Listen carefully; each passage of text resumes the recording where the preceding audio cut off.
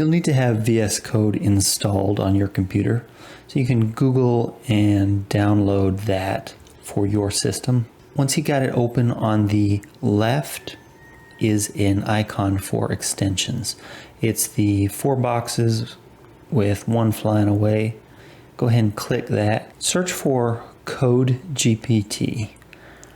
There's going to be a bunch of results for that. The one you want has the blue icon. So click install on that, CodeGPT Chat and AI Agents. As you install it, there's going to be an icon added to the left pane. Click on that, and then there's a drop down at the top for select your AI. We're not going to be using the CodeGPT LLM itself. We'll go down to third party and click Open AI. And then for models, you can use 3.5 and below for free. For the best results though, use 4.0. It really is noticeably different. So select that and then hit connect, and it's going to need an API key. So you can go here to platform.openai.com and create an account. I signed in with Google.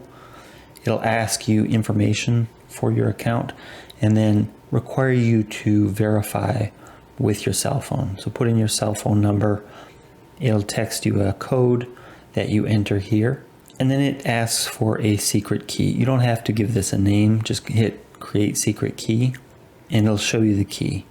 Hit copy here on the website and then go back to VS Code, enter the secret key, and this connects your VS Code extension with your OpenAI account to use ChatGPT. Now, if you ask it if it's ready to work, it'll tell you you don't have access to the model. You would have access if you're using 3.5, but for 4.0, you have to go add credits. You have to buy them. So hit increase limit, and down at the bottom you can see we're a free tier.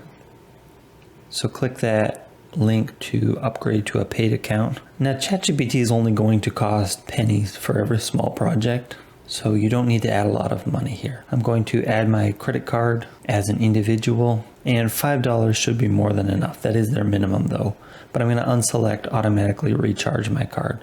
So I will only ever get charged $5. Back here on VS Code, I can ask it if it's ready to work, and it will respond now.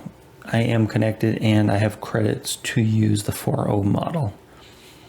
I can prompt it with whatever my requirements are and then insert that code at the top of the code snippet into any file that I have for my website or app.